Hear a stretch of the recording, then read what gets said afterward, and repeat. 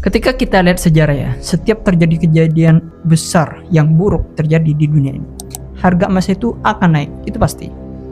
Mau kejadian 1998, mau kejadian kapan, pokoknya setiap kejadian buruk yang besar yang terjadi, maka emas ini cenderung akan naik, itu pasti.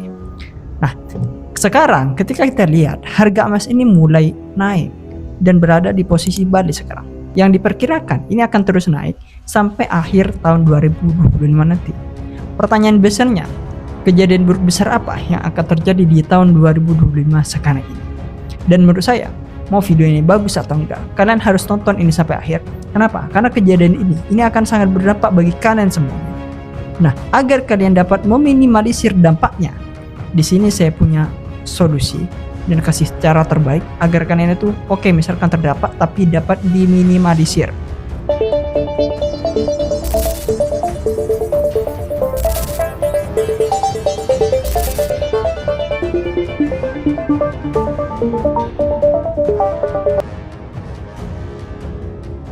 Kalau kita lihat emas, sejak dulu emas ini dikenal sebagai aset aman atau safe haven.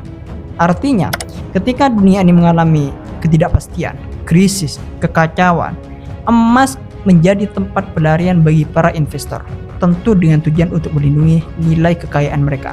Sedangkan para investor ini gak akan ngamanin uang kecuali ada kejadian buruk. Gak mungkin diamanin kecuali ada kejadian buruk. Baik dimulai dari krisis ekonomi, perang, hingga pandemi yang akan terjadi. Sepanjang sejarah, pola ini sangat terbukti konsisten. Ketika dunia dilanda ketakutan, emas justru menyala. Salah satu contoh paling jelasnya, kita lihat bersama di periode 1971 hingga 1980, yang pada saat itu Presiden Amerika Serikat Richard Nixon mengakhiri sistem Bretton Woods dengan memutuskan kaitan antara dolar dan emas. I have directed the Secretary of the Treasury to take the action necessary to defend the dollar against the speculators. I have directed Secretary Connally to suspend temporarily the convertibility of the dollar into gold or other reserve assets. Jadi kalian masih gak tahu ya, sebelum 1971 tiap dolar, setiap fiat itu ada backingannya emas. Kenapa? Karena dulu gak mungkin orang-orang itu beli barang remeh dengan membawa emas, terus emasnya itu dipotong sedikit terus dikasih. Gak mungkin. Jadi dari ini itu dulu diperlukan pecahan yang nilai ini hampir sama dengan emas. Makanya Presiden AS dulu itu melakukan kebijakan yang dengan cara mengeluarkan fiat mata uang yang kayak sekarang ini. Yang mana mata uang ini bukan sekedar mata uang, ini sebagai bukti bahwasanya orang itu memiliki emas. Nah, emasnya itu ditaruh di Bank Sentral AS. Jadi misalkan memiliki uang 2 juta dolar, berarti orang itu memiliki emas di bank sentral senilai 2 juta dolar. Itu dulu. Nah, setelah 1971, Presiden AS akhirnya memutuskan untuk kaitannya dolar dan emas. Nah, yang menyebabkan pada saat itu dunia itu masuk ke dalam era nilai tukar yang mengambang. Kenapa? Karena duit itu gak ada backingannya. Ya dicetak sesuai kebutuhan pemerintah. Yang menyebabkan ketidakpastian besar di pasar keuangan pada saat itu. Di saat bersamaan, ini terjadi krisis minyak akibat embargo dari negara-negara Arab pada 1973 yang menyebabkan harga minyak itu melonjak dan inflasi global meroket. Belum lagi ketegangan geopolitik seperti kayak perang Yom Kippur dan revolusi Iran yang memperburuk situasi pada saat itu dalam bersamaan. Nah, dalam kondisi seperti ini, investor itu berbondong-bondong untuk membeli emas. Investor itu gak mau kehilangan uangnya dengan kondisi negaranya pada saat itu.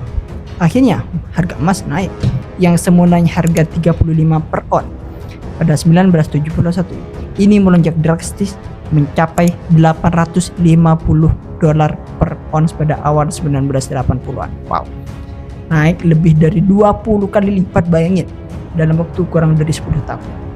Jadi emas ini merupakan safe haven-nya pada saat itu. Tapi ingat, kenaikan emas ini juga tercatat di krisis Asia tahun 1997 hingga 1998. Meskipun harga emas di dunia saat itu cenderung stabil ya, di kisaran 300 dolar per on. Namun di negara-negara Asia yang krisis pada saat itu langsung terdampak seperti Indonesia, Thailand, Korea Selatan, yang menyebabkan harga emas dalam mata uang lokalnya itu melonjak tajam. Di Indonesia dulu itu melonjak tajam harga emas. Ini menyebabkan karena mata uang lokal seperti rupiah dan baht ini terjun bebas tanpa terkendali, yang menyebabkan harga emas itu cenderung mahal dengan mata uang lokal kita. Kalau mata uang AS, dolar itu tidak. Harga emas stabil pada saat itu. Pada saat itu masyarakat itu kehilangan kepercayaan pada nilai uang mereka sendiri dan mulai menyimpan kekayaannya dalam bentuk emas. Akhirnya emas pun menjadi pelindung nilai yang paling bisa diandalkan di tengah runtuhnya sistem keuangan nasional. Pada krisis keuangan global juga pada tahun 2008 hingga 2011. Krisis yang dimulai dengan jatuhnya Lehman Brothers yang memicu gelombang kepanikan di seluruh sistem perbankan internasional pada saat itu. Pemerintah dan bank sentral mereka itu mencetak uang dalam jumlah yang sangat besar. Tujuannya tentu untuk menyelamatkan ekonomi pada saat itu. Tapi di sisi lain, hal ini memunculkan ketakutan akan inflasi dan depresi nilai uang. Investor karena takut nilai kekayaannya itu hilang, investor melakukan seperti biasa. Mereka beralih ke emas.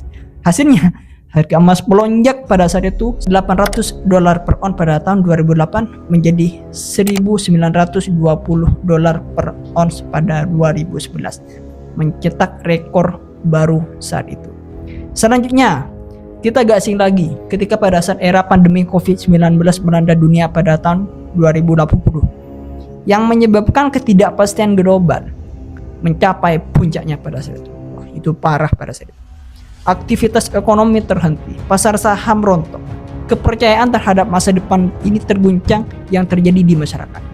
Dalam situasi penuh kekhawatiran ini, emas kembali jadi pilihan utama. Harga emas yang berada di kisaran $1.500 per ons ini melesat ke rekor baru, mencapai $2.070 per ons pada bulan Agustus 2020. Jadi orang yang megang emas pada saat itu pasti kaya, gak kena dampak krisis pandemi. Kena cuman sedikit.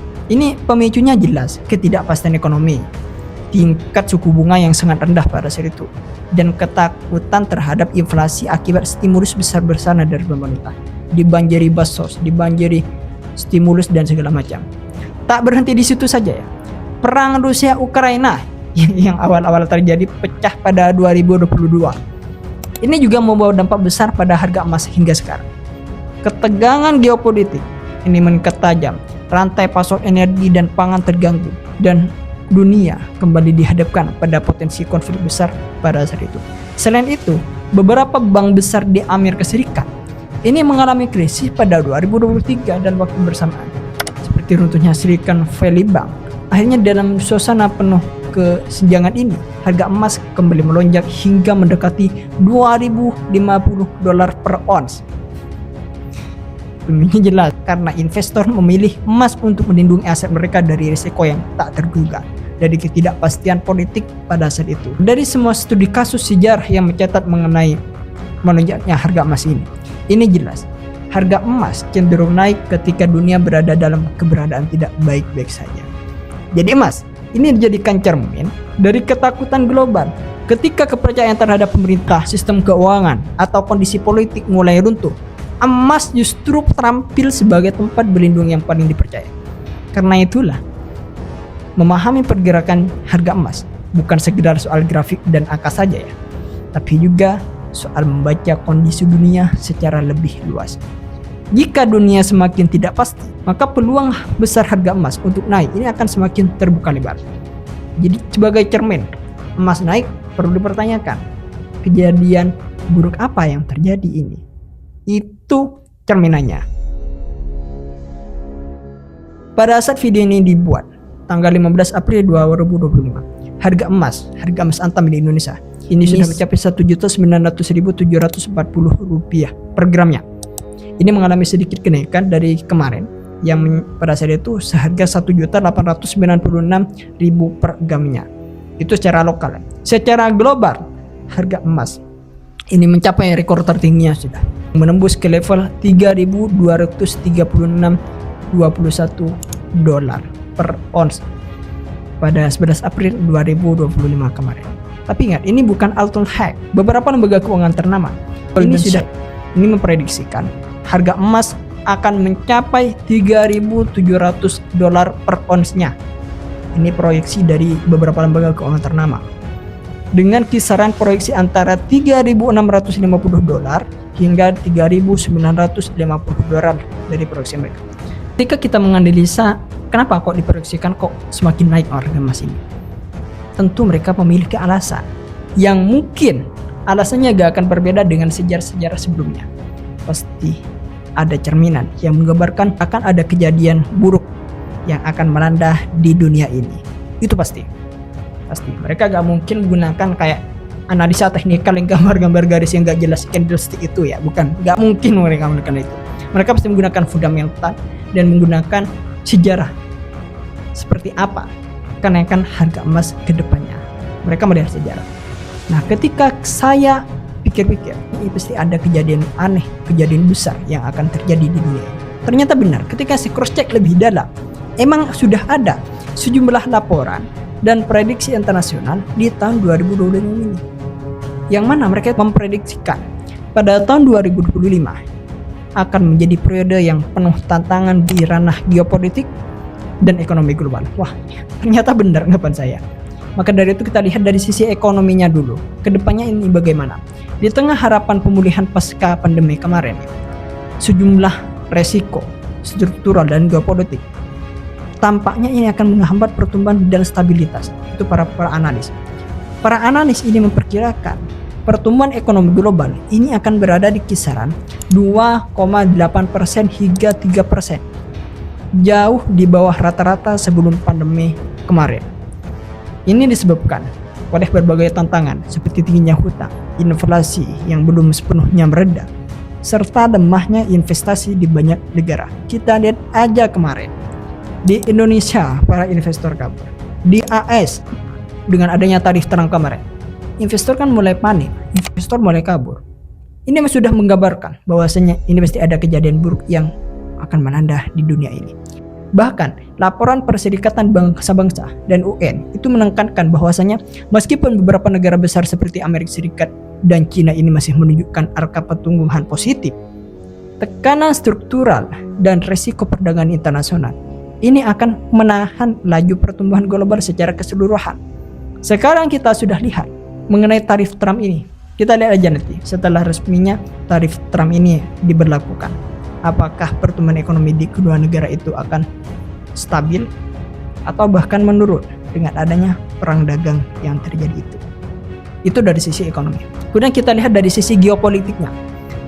Nah, dengan adanya ketidakpastian semakin menjalar ini akibat meningkatnya ketegangan antara kekuatan besar dunia, kebijakan proteksionis yang didorong oleh potensi pengenaan tarif impor yang kemarin oleh Trump itu. Tarif ini itu merupakan sebagai bagian dari upaya Amerika Serikat untuk menekankan neraca perdagangan yang terjadi di dalam negaranya. Yang diperkirakan ini tuh bisa memicu nantinya eskalasi perang dagang dan reaksi balasan dari negara-negara lain. Saya sudah jelaskan di video saya mulai kemarin. Jika tarif Trump ini tetap tinggi, maka ini dapat memicu balasan tarif dari negara-negara lain. Kita lihat aja China sekarang yang sangat beraninya. China itu memberikan tarif balasan sebesar 125% dari barang yang impor dari Amerika Serikat. Bahkan film-film Amerika Serikat itu dilarang ditayangkan di dalam negaranya. Ini sebagai awal cuman. Kita lihat aja jika misalkan Donald Trump ini egois seperti ini. Negara-negara lain juga akan melakukan hal-hal yang sama. Itu pasti. Ini sangat berdampak pada ketidakpastian geopolitik kita. Di samping itu, ini bisa memicu ketidakpastian geopolitik dengan adanya konflik regional di kawasan seperti Ukraina sama Rusia, konflik di Timur Tengah, belum lagi Korea Utara sama Korea Selatan yang mulai memanas, serta berbagai gesekan di Asia ini yang semakin menambah beban ketidakpastian global. Nah ini akan menyebabkan ketidakpastian geopolitik kita yang akan mendatang itu masih belum jelas dan bisa memicu kejadian-kejadian besar yang buruk yang bisa terjadi di dunia ini, sehingga ini bisa menambah tekanan pada ekonomi dunia. Nah itu merupakan faktor yang digunakan para analis. Kenapa harga emas ini kemungkinan di akhir tahun 2025 nanti ini akan semakin naik. Ya dengan adanya ketidakpastian geopolitik ini dan adanya ketidakpastian ekonomi yang akan terjadi ini. Artinya di tahun 2025 ini kita tuh dihadapkan pada dua garis besar tantangan. Secara ekonomi, pertumbuhan ekonomi yang melambat karena beban struktural dan risiko keuangan, serta secara geopolitik yang meningkatnya ketegangan yang berasal dari kebijakan proteksionis dan konflik regional yang terjadi. Nah, dengan adanya kedua faktor tersebut, jika tidak diatasi melalui kerjasama multilateral dari kebijakan yang adaptif, ini nanti berpotensi menciptakan lingkungan yang semakin tidak stabil bagi perekonomian dan hubungan internasional. Makanya mau gak mau, menurut saya, sekarang para pembuat kebijakan dan para pelaku pasar ini harus lebih waspada hingga siap menghadapi skenario-skenario yang tidak menentu demi menjaga stabilitas dan mendorong pertumbuhan di tengah arus perubahan global ini. Dengan adanya ketidakpastian geopolitik dan ekonomi ini, yang akan kena dampaknya itu tentu masyarakat-masyarakat di seluruh dunia. Dampak yang mereka dapat ketika misalkan ini terjadi, kejadian buruk itu bisa terjadi. Harga-harga kebutuhan pokok itu bisa melonjak, itu pasti. Lapangan pekerjaan terus terancam. Kita lihat aja di Indonesia saja, PHK di mana-mana. Ini cuma awal ya. Ingat, saya katakan di sini, PHK dengan puluhan ribu yang terjadi ini cuma awal. Ini pasti akan terjadi PHK besar-besaran. Dan diprediksi ini mencapai jutaan orang itu pasti di PHK nanti. Kemudian yang terakhir, mau gak mau nilai mata uang itu pasti melemah. Nilai mata uang di negara-negara manapun itu pasti melemah. Nah makanya di video saya ini, saya itu mau ngasih cara atau solusi bagi kalian semuanya agar kalian itu kena dampaknya, cuman dapat diminimalisir. Dampaknya ini tidak separah dengan orang yang tidak melakukan solusi atau yang pesan yang saya sampaikan ini. Pertama, kalian itu untuk menyiapkan dengan adanya ketidakpastian geopolitik yang akan terjadi ini, kalian harus siapkan dana darurat. Ini sangat penting. Kenapa? Karena untuk jaga-jaga, kalau misalkan ada kebutuhan mendadak atau penghasilan kita itu mendadak terganggu, kita tuh punya simpenan yang bisa mencukupi kebutuhan hidup kita toh 3-6 bulan ke depan. Kita harus punya dana darurat itu. Yang kedua, sebelum ketidakpastian geopolitik ini terjadi, kita tuh mulai sekarang jangan cuma mengandalkan satu penghasilan saja. Coba cari peluang lain, coba cari kerjaan yang bisa sebagai sampingan agar bisa menjadikan tambahan penghasilan bagi kita.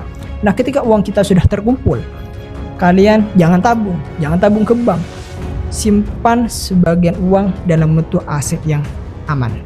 Investasikan uangnya baik di perusahaan yang sudah diversifikasi tapi yang diyakini aman ya ketika nanti terjadi kejadian buruk yang terjadi. Atau misalkan kalau di bisnis, taruh di emas, karena ketika ada kejadian buruk yang terjadi, emas merupakan safe haven paling aman.